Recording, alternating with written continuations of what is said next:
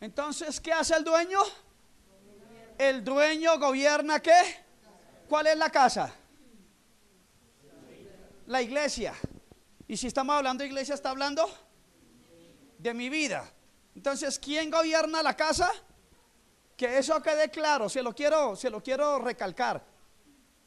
¿Quién gobierna la casa? ¿Y a qué casa está hablando? De iglesia, es decir, que está hablando de quién? De mí. Desde el instante que mi hermano y yo abrimos nuestra boca y confesamos a Jesús como nuestro Señor y Salvador, ¿qué pasa a partir de ese instante? Que nosotros le rendimos ¿qué? Nuestra vida. Y si le entregamos nuestra vida al Señor, es decir que ya yo ¿qué? Yo no me mando solo. Entonces la señorita no se puede ir y allá darle gusto, darle rienda suelta al pecado afuera, porque su vida no le pertenece a usted. ¿Sabe eso?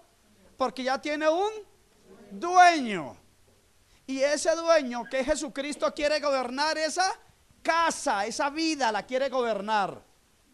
Tercero, entonces hay un dueño, hay una casa, y tercero hay un mayordomo. El mayordomo, ¿qué hace? Tiene una responsabilidad.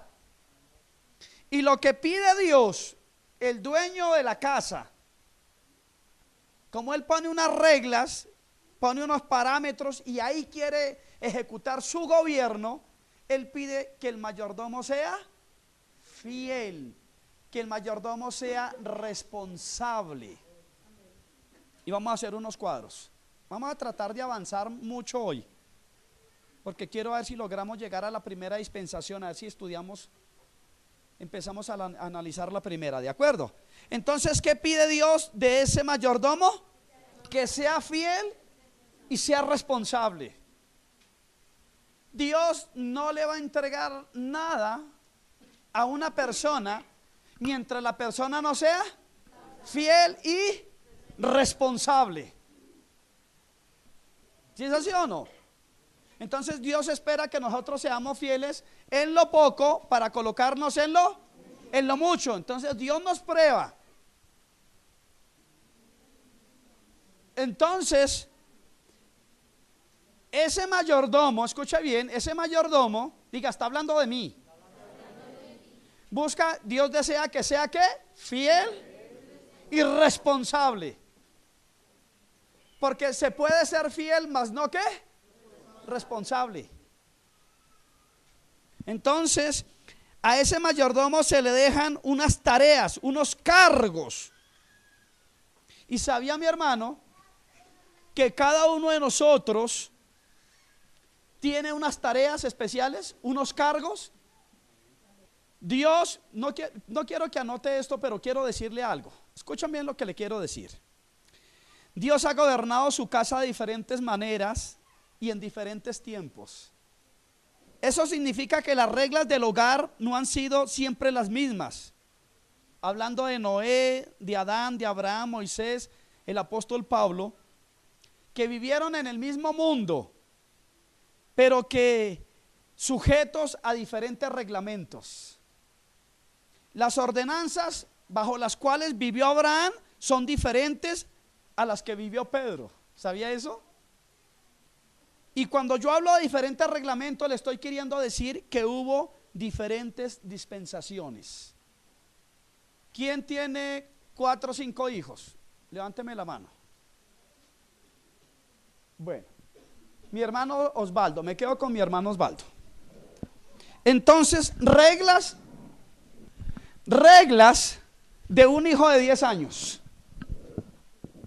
Escucha bien, mire esta comparación, porque le estoy diciendo que aunque Noé, Abraham, Adán, Pablo vivieron en el mismo mundo, tuvieron diferentes tiempos. Entonces las reglas, ciertas reglas cambiaron. Entonces vamos a poner el ejemplo de mi hermano Osvaldo. Tiene una hija de 10 años. Entonces, un hijo de 10 años, vamos a analizar las reglas de un hijo de 10 años. para analizar cómo es que procede Dios. Entonces, número uno, ese hijo número uno debe obedecer a sus padres. De 10 años, vamos primero con 10 años.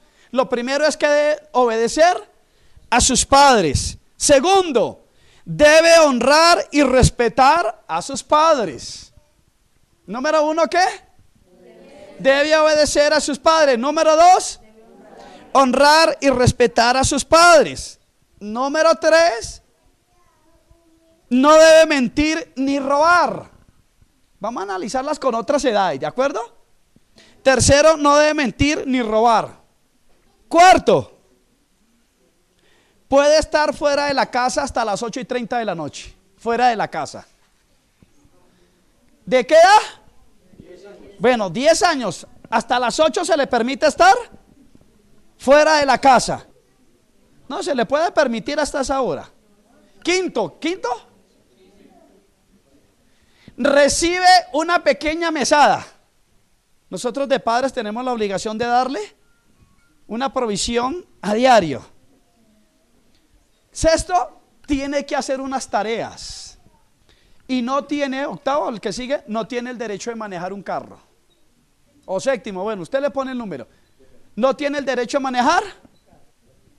Vamos para la regla de un hijo de 15 años. Reglas para un hijo de 15 años. Es que así son las dispensaciones. Número uno, la primera regla de un hijo, primero analizamos la de 10 años, ¿cierto?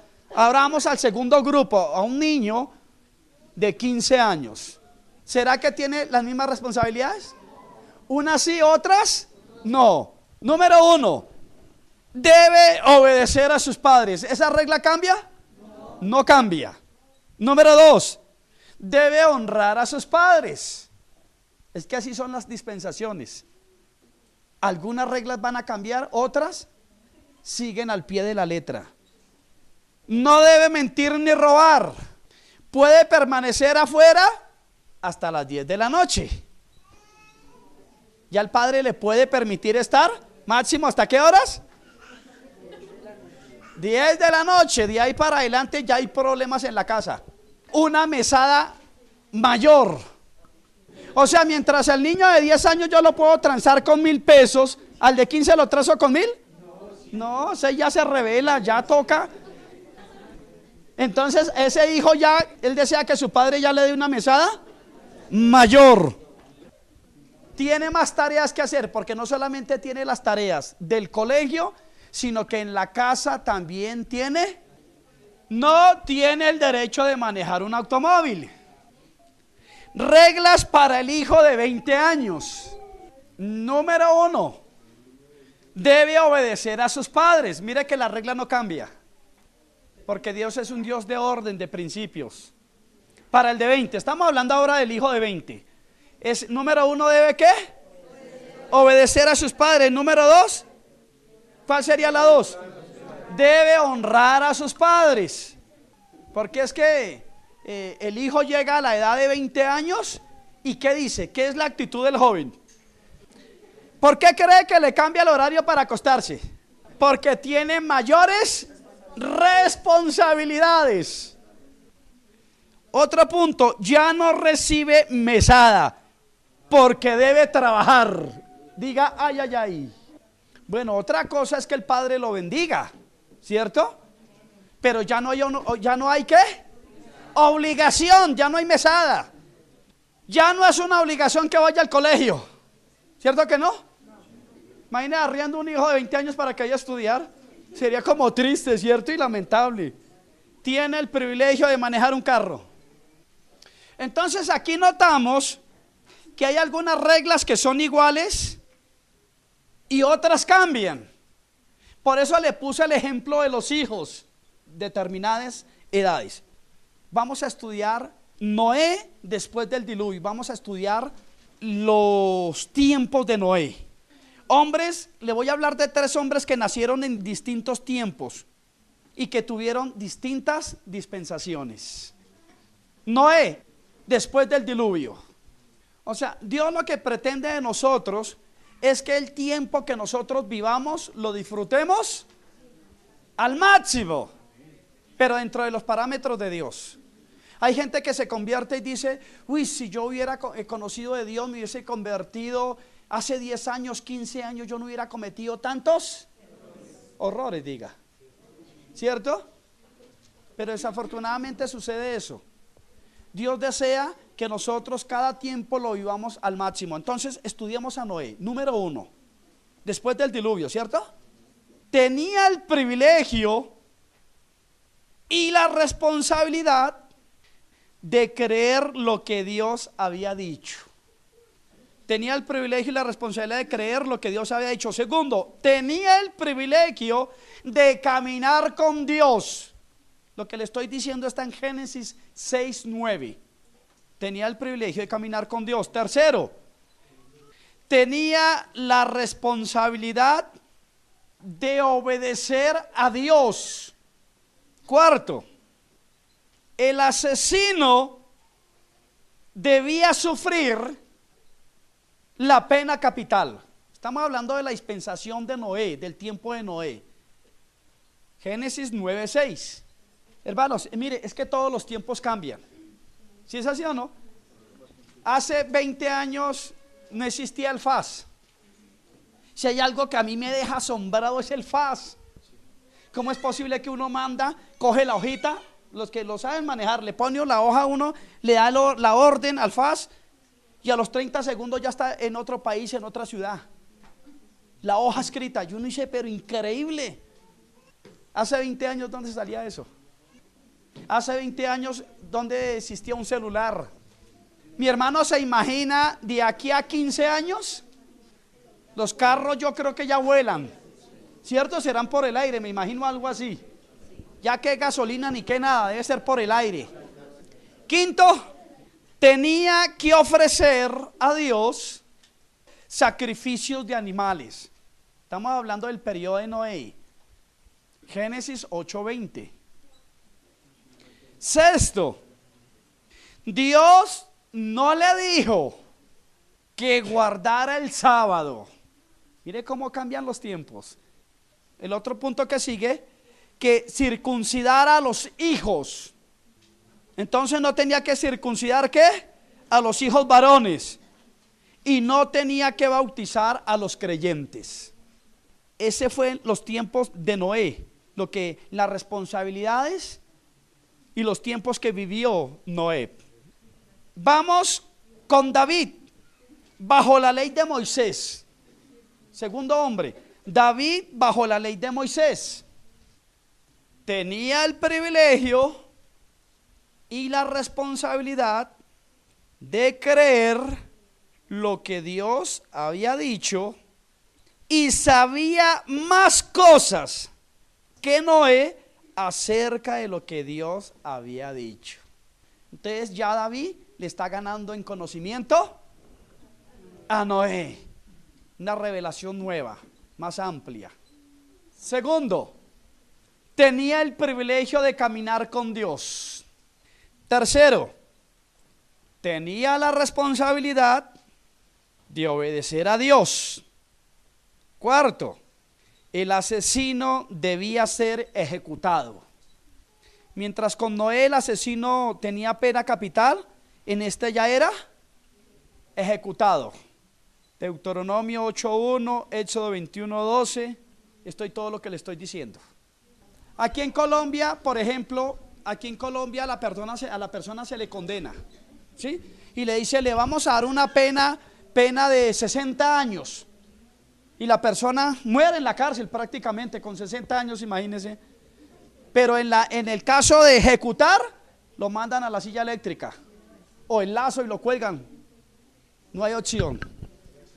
Quinto, debía ofrecer sacrificios de animales. Éxodo 21:12.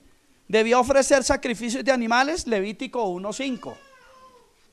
Sexto, o 5, bueno, el número. Sexto, bueno. Dios le ordenó guardar el sábado.